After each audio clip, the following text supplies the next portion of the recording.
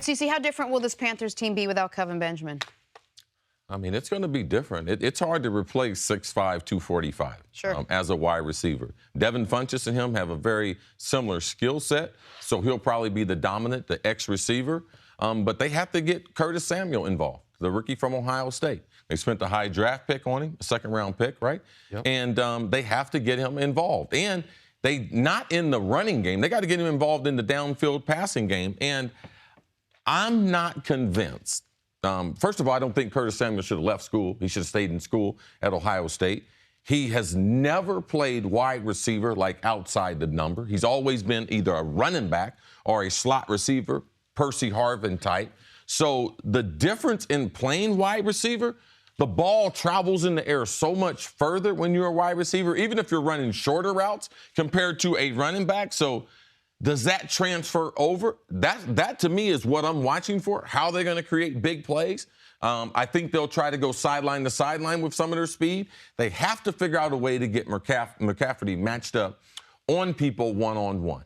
All right, so these are the things that I'm looking for. You have to create big plays. You don't have Kelvin Benjamin. All right, I believe Funchess can replace that productivity. But where do the big plays come from? And then you said you want more speed into the lineup. I want to see it Sunday. You mentioned Samuel being a second-round pick. The Panthers did an odd thing in the draft where instead of adding to their offensive line, instead of adding to their very young secondary and maybe adding some talent, they drafted two guys with very similar skill sets. Two guys with similar profiles coming out of college in McCaffrey and Samuel. I don't think so, because Samuel never played tailback. Samuel didn't return punts. I understand that part of it, but guys, tell me if you agree with this part of it. Guys who, as far as in the receiving game, they did that, I think, to help Cam with McCaffrey and Samuel. Neither one of those guys, like you said, had experience in college lining up on the outside and running real receiver routes, right? That part is correct. And so now with Benjamin gone, I think an adjustment they are going to make, I think they might make McCaffrey a full-time receiver, or at least try it out. He has been so unproductive. I think Curtis Samuel is better to be a full-time wide receiver than McCaffrey. But I think they're both going to be. I think McCaffrey's going to be playing the slot. Samuel's going to be playing on the outside. So you have this. The year the Panthers were awesome, Kelvin Benjamin was injured, by the way. Oh, yeah. And they had Ted Ginn playing on the outside spot. I shouldn't use the word slot. Put Curtis Samuel in that Ted Ginn role. See if McCaffrey can get those matchups as a slot wide receiver. As a slot receiver, he's going to get more of a safety or a nickel back compared to coming out of the backfield getting linebacker matchups. That's not the matchup that you don't want defensive backs guarding. What I know you don't want is this: McCaffrey getting 10 carries a game. He has been the least productive, high-usage running back in football. And I also think it has hurt Jonathan Stewart's production. I think the fact that Jonathan Stewart is splitting carries with Christian McCaffrey is one of the reasons Jonathan Stewart is having the least productive year of his career.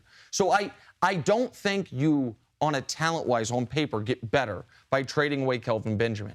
But this offense has been so stagnant that if you can try to shake something up against a mediocre Falcons defense, where you say, you know what, Jonathan Stewart, we're going to go back to you being the feature back. Christian McCaffrey, we're not going to try to force the ball to you 15 times a game. And Curtis Samuel, second-round pick, who's now played 8 games in the league, we're going to feature you more.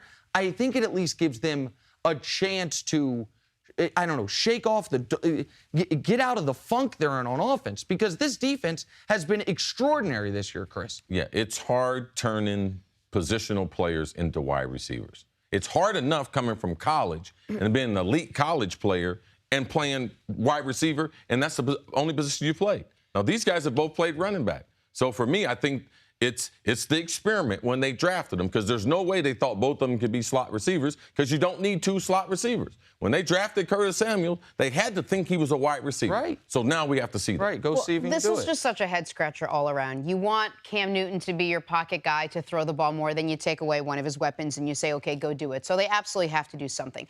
But I think when we looked at this matchup at the beginning of the season, we thought, 2 powerhouses, 2 teams that are going to probably be at the top of their division, maybe at the top of the conference, like whatever it is. And now you're looking at 2 teams who are fighting to kind of, well, at least with the Falcons, to just keep above the fray and keep their head above the water.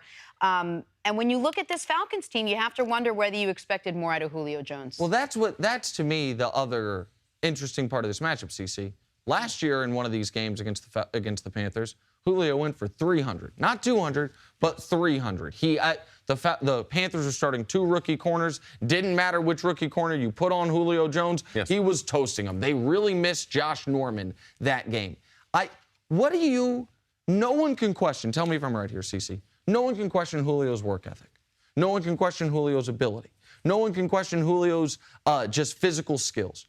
What do you make of the drop-off in raw number production from last year Julio Jones to this year Julio Jones? But Julio, first of all, Julio Jones is the best wide receiver in the NFL. If I'm starting a team and you tell me I can pick one wide receiver, that's who I'm picking. Not only because of his size, not only because he's 6'3", 220, not because he runs a 4-3, not because he runs precise routes, not because he can play every wide receiver position, but because he's not a diva wide receiver. He comes from Alabama. He's a regular football player. He loves to practice. He loves the game. So the only way is the sheer numbers. They're not targeting him as much, all right? They don't make him the focal point. So we are a position that is subject to what they call and the productivity of the quarterback in the offensive line. So that combination is the reason why Julio Jones is not having his typical year. But Julio Jones is the best wide receiver in the NFL. No, I knew you felt that way. That's what I don't understand. So the transition is from Shanahan, Kyle, going from coordinator to San Francisco to Steve Sarkisian, is not featuring Julio Jones, is not making him a part of the offense the way he's been before. But if he's all those things you said, you can't deny the fact that he is all those guys, that he's a big guy, he's a fast guy, he understands separation, he's a talented guy, he's had production, he's had success against this Panthers team. Yeah. Why don't you just feature him more? What am I missing? I know it seems like a basic question. That's my question as well. Like, if why would you not take the best guy in the game and feature him? There's so many complicated things when you take over a team as an offensive coordinator, especially when it's not like the previous offensive coordinator got fired. He got promoted. He did such a good job. Right. What is the part of this that I'm not seeing? Where I would think if I were Steve Sarkisian, the one thing I know is, guess what? We're targeting Julio 10 to 15 times a game, every game. When we're in the red zone, we are forcing the ball to him because he can. His one touchdown of the year came on a bad pass in double coverage. But guess what? He's successful. Julio went up and got it. He can do it. So why was that not the plan? Hey, I don't have all the answers, Nick. Okay. I don't know the reason why. Doesn't make sense. In Atlanta, everything starts and ends with Julio Jones. He's the best wide receiver. Now, he's been Jenna. He's definitely the best. Jenna.